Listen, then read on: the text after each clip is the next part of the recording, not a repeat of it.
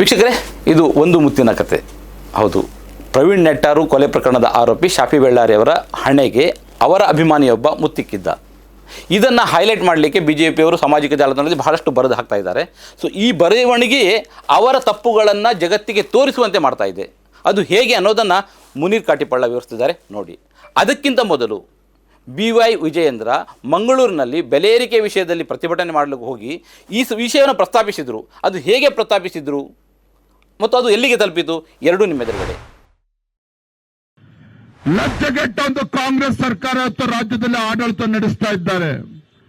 ನಾನು ಪತ್ರಿಕೆಯಲ್ಲಿ ನೋಡ್ತಾ ಇದ್ದೆ, ಇವತ್ತು ಪ್ರವೀಣ್ ನೆಟ್ಟಾರನ್ನ ಕೊಲೆ ಮಾಡಿರ್ತಕ್ಕಂಥ ದೇಶದ್ರೋಹಿ ನಿನ್ನೆ ಕೋರ್ಟ್ಗೆ ಕರ್ಕೊಂಡ್ ಬರ್ತಾ ಇದ್ರೆ, ಒಬ್ಬ ದೇಶದ್ರೋಹಿ ಬಂದು ಮುತ್ತು ಕೊಡ್ತಾನೆ ಆ ಇನ್ನೊಬ್ಬ ದೇಶದ್ರೋಹಿಗೆ.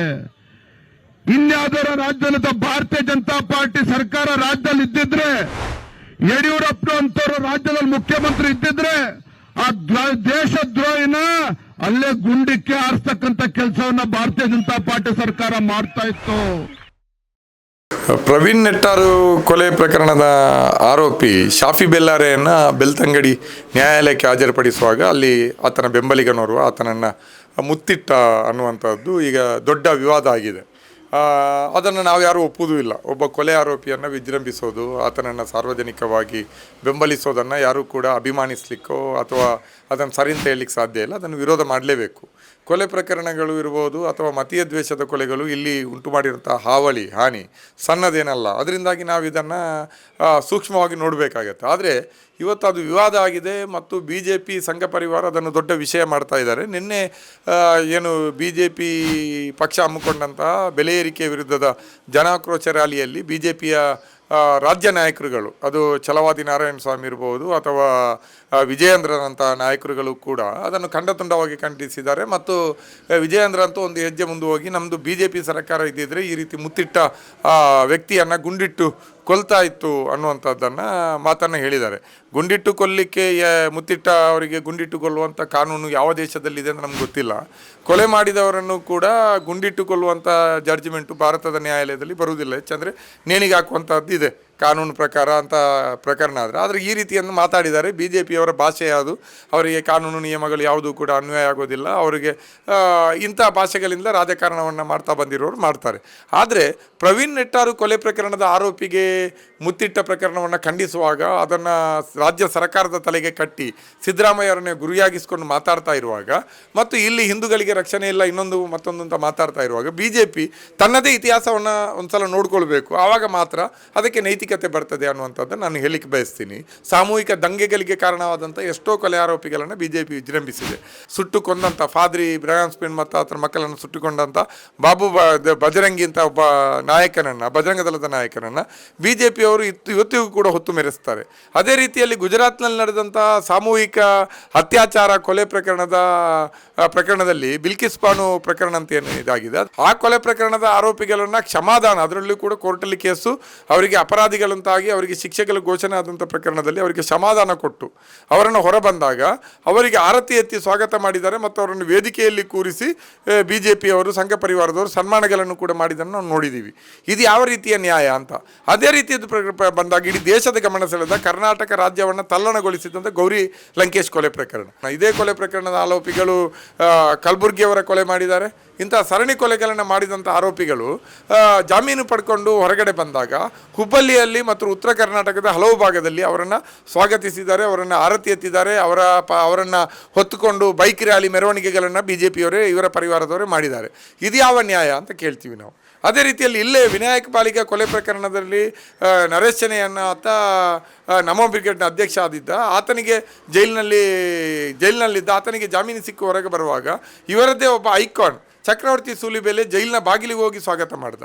ಅದೇ ರೀತಿಯಲ್ಲಿ ಆತನಿಗೆ ಆಮೇಲೆ ಮಂಗಳೂರಿನಲ್ಲಿ ಆಗಿನ ಸಂಸದರಾಗಿದ್ದಂಥ ನಳಿನ್ ಕುಮಾರ್ ಕಟೀಲು, ಮೈಸೂರಿನ ಸಂಸದರಾಗಿದ್ದಂಥ ಪ್ರತಾಪ್ ಸಿಂಹ ಆನಂತರ ಆತನ ಜೊತೆ ಮಂಗಳೂರಿಗೆ ಬಂದು ಫೋಟೋ ತೆಗೆಸ್ಕೊಂಡಿದ್ದಾರೆ, ಅವರ ಜೊತೆ ವೇದಿಕೆ ಹಂಚಿಕೊಂಡಿದ್ದಾರೆ. ಈತ ನಮ್ಮ ಆತ್ಮೀಯ ಅನ್ನುವಂಥದ್ದನ್ನು ಫೇಸ್ಬುಕ್ನಲ್ಲಿ ಸಾಮಾಜಿಕ ಜಾಲತಾಣದಲ್ಲಿ ಪೋಸ್ಟ್ಗಳನ್ನು ಕೂಡ ಹಾಕ್ಕೊಂಡಿದ್ದಾರೆ. ಇದು ಯಾವ ನ್ಯಾಯ?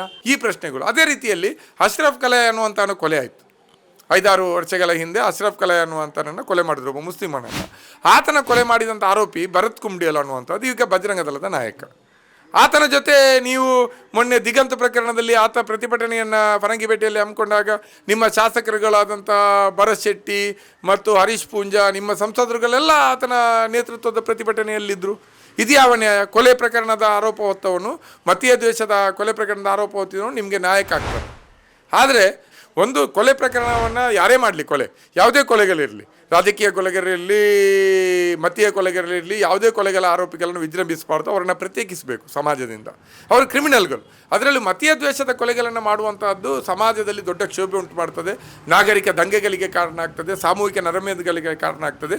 ಅಂಥ ಆರೋಪಿಗಳನ್ನು ನೀವೇ ವಿಜೃಂಭಿಸಿದ್ದೀರಿ. ನಿಮ್ಮ ಸುತ್ತಮುತ್ತ ಇವತ್ತು BJPಯಲ್ಲಿ ಇಲ್ಲಿ ನಡೆದಿರುವಂಥದ್ದು, ಅದು ಕೆಳಗೇನಪೇಟೆ ರಫೀಕ್ ಅನ್ನುವಂಥನ ಕೊಲೆ ಮಾಡಿದಂತಹ ಬಂಟ್ವಾಳದಲ್ಲಿ ಪ್ರಕರಣದವ ಈಗ ನಿಮ್ಮ ಸಂಘ ಪರಿವಾರದ ಆ ಆರೋಪಿಯೊಬ್ಬ ಇವತ್ತು ನಿಮ್ಮ ನಾಯಕ.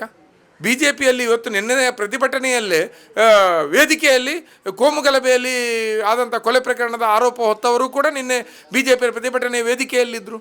ಇದೆಲ್ಲವನ್ನು ಇಟ್ಕೊಂಡು ನೀವು ಪ್ರವೀಣ್ ನೆಟ್ಟಾರ್ ಕೊಲೆ ಪ್ರಕರಣದ ಆರೋಪಿ ಶಾಫಿ ಬೆಲ್ಲಾರಿಗೆ ನಿಮ್ಮ ಇಂಥದ್ದೇ ಮಾದರಿಗಳಿಂದ ಪ್ರಚೋದಿತನಾದಂಥ ಒಬ್ಬ ತಲೆಕೆಟ್ಟ ಒಬ್ಬ ಮುಸ್ಲಿಂ ಯುವಕ ಮುತ್ತಿಟ್ಟ ಅನ್ನುವಂಥದ್ದು ದೇಶದಲ್ಲಿ ಇಂಥ ಘಟನೆಗಳೇ ಆಗಿಲ್ಲ ಅನ್ನೋ ರೀತಿಯಲ್ಲಿ ನೀವು ಖಂಡಿಸ್ತಾ ಇದ್ದೀರಿ. ಈ ರೀತಿ ಖಂಡಿಸುವ ನೈತಿಕತೆ ಬರೋದು ಈ ಎಲ್ಲವನ್ನು ಖಂಡಿಸಿದಾಗ. ನೀವು ಗೌರಿ ಲಂಕೇಶ್ ಕೊಲೆಯ ಆರೋಪಿಗಳನ್ನು ಸ್ವಾಗತಿಸಿದವರ ಮೇಲೆ ಕ್ರಮ ಕೈಗೊಂಡಿದ್ರೆ, ಸೂಲಿಬೆಲೆ ವಿನಾಯಕ ಬಾಲಿಕೆ ಕೊಲೆ ಪ್ರಕರಣದ ಆರೋಪಿಯನ್ನು ಸ್ವಾಗತ ಮಾಡಿದಾಗ ಆತನನ್ನು ನಿಮ್ಮ ವೇದಿಕೆಗಳಿಂದ ಹೊರಗೊಟ್ಟಿದ್ದರೆ, BJPಯ ಸಂಸದರುಗಳಿಗೆ ಶಾಸಕರುಗಳಿಗೆ ನೀವು ಆ ಕಾರಣಕ್ಕೆ ನೋಟಿಸ್ಗಳನ್ನು ಕೊಟ್ಟಿದ್ದರೆ, ಸಂಘ ಪರಿವಾರದಲ್ಲಿ ಕೊಲೆ ಪ್ರಕರಣದ ಆರೋಪಿಗಳಿಗೆ ಸ್ಥಾನ ಇಲ್ಲ ಅಂತ ಹೇಳಿ ಅಶ್ರಫ್ ಕಲೈ ಕೊಲೆ ಪ್ರಕರಣದ ಆರೋಪಿಯನ್ನು ನೀವು ಹೊರಗೆ ಇಟ್ಟಿದ್ದರೆ ನಿಮಗೆ ಇದೆಲ್ಲವನ್ನು ಮಾತಾಡಲಿಕ್ಕೆ ನೈತಿಕ ಇರ್ತಾ ಇತ್ತು. ಇಂತಹ ಒಂದು ದೇಶವನ್ನು ಆಳ್ತಾ ಇರುವವರು ಈ ರೀತಿಯ ಕೊಲೆಗಡುಕರಿಗೆ, ಹಿಂಸಾಚಾರಿಗಳಿಗೆ, ಅತ್ಯಾಚಾರಿಗಳಿಗೆ, ಗ್ಯಾಂಗ್ ರೇಪ್ಗಳನ್ನು ಮಾಡಿದವರಿಗೆ, ಸಾಮೂಹಿಕ ನರಮೇಧ ಮಾಡಿದವರಿಗೆ ನೀವು ಸ್ವಾಗತ ಕೊಡ್ತೀರಿ, ನೀವು ಆರತಿ ಎತ್ತೀರಿ, ನೀವು ಹಾರತುರೆ ಆಗ್ತೀರಿ, ನಿಮ್ಮ ಪಕ್ಷದಲ್ಲಿ ಅವರನ್ನು ಜೊತೆಯಲ್ಲಿ ಇಟ್ಕೊಳ್ತೀರಿ. ಆದರೆ ಇದು ಯಾವುದೂ ಅಲ್ಲದಂಥ ಸಮಾಜದಲ್ಲಿ ಇವತ್ತು ಅಂಚಿಗೆ ತಳ್ಳಲ್ಪಟ್ಟಂಥ, ಸಮಾಜದಲ್ಲಿ ಮಾನ್ಯತೆ ಇಲ್ಲದಂಥ ಒಂದು ಸಂಘಟನೆಗೆ ಸೇರಿದಂಥ ಒಬ್ಬ ಕೊಲೆ ಆರೋಪ ಹೊತ್ತವನಿಗೆ ಅದೇ ಸಂಘಟನೆ ಒಬ್ಬ ಬೆಂಬಲಿಗೆ ಮುತ್ತಿಟ್ಟದ್ದನ್ನು ಇವತ್ತು ದೇಶದ ಅತ್ಯಂತ ಗಂಭೀರವಾದಂಥ ಒಂದು ಪ್ರಕರಣ ಅನ್ನೋ ರೀತಿಯಲ್ಲಿ ನೀವು ನೋಡ್ತೀರಿ. ಈ ರೀತಿ ನೋಡಲಿಕ್ಕೆ ನಿಮಗೆ ಯಾವ ರೀತಿ ನೈತಿಕತೆ ಇದೆ? ಇದೆಲ್ಲವನ್ನು ಖಂಡಿಸಿದರೆ ಬಹುಶಃ ಇದೆಲ್ಲದಕ್ಕೆ ನೀವು ಅವಕಾಶ ಕೊಡದೇ ಇರ್ತಿದ್ದರೆ ಇವತ್ತು ಶಾಫಿ ಬೆಲ್ಲಾರಿಗೆ ಮುತ್ತಿಡುವಂಥ ಒಂದು ಧೈರ್ಯವನ್ನು ಯಾರೂ ತೋರಿಸ್ತಾ ಇರಲಿಲ್ಲ. ನೀವೇ ಇಂಥ ಮಾದರಿಯನ್ನು ಹುಟ್ಟಾಕಿದ್ದೀರಿ. ಅದರಿಂದಾಗಿ ಇವತ್ತು ಪ್ರವೀಣ್ ನೆಟ್ಟಾರ್ ಕೊಲೆ ಆರೋಪಿಗೆ ಏನಾದರೂ ಅಂಥ ಒಂದು ಬೆಂಬಲಿಗೆ ಬಹಿರಂಗವಾಗಿ ಆತನನ್ನು ಬೆಂಬಲಿಸುವಂಥ ಮುತ್ತಿಡುವಂಥ ಒಂದು ಕಾರ್ಯಕ್ರಮ ಮಾಡಿದರೆ, ಘಟನೆ ಆಗಿದರೆ, ಅದಕ್ಕೆ ನೇರವಾದಂಥ ಕಾರಣ BJP ಸಂಘ ಪರಿವಾರ ಇಂಥ ಮಾದರಿಯನ್ನು ಈ ದೇಶದಲ್ಲಿ ಸೃಷ್ಟಿಸಿದೆ. ನೈತಿಕತೆಯನ್ನು ರಾಜಕಾರಣದಲ್ಲಿ ಅತ್ಯಂತ ತಲೆಮಟ್ಟಕ್ಕೆ ತೆಗೆದುಕೊಂಡು ಹೋಗಿದೆ. ಕೊಲೆ, ಅತ್ಯಾಚಾರ, ಸುಲಿಗೆಗಳಲ್ಲಿ, ಮತೀಯ ಹಿಂಸೆಗಳಲ್ಲಿ ಭಾಗವಹಿಸಿದವರನ್ನು ನೀವು ವಿಜೃಂಭಣೆಯನ್ನು ಮಾಡ್ತಾ ಹೋಗಿರೋದ್ರಿಂದ ಇವತ್ತು ಇಂಥ ಘಟನೆಗಳು ಇಲ್ಲಿ ನಡೆದಿದೆ.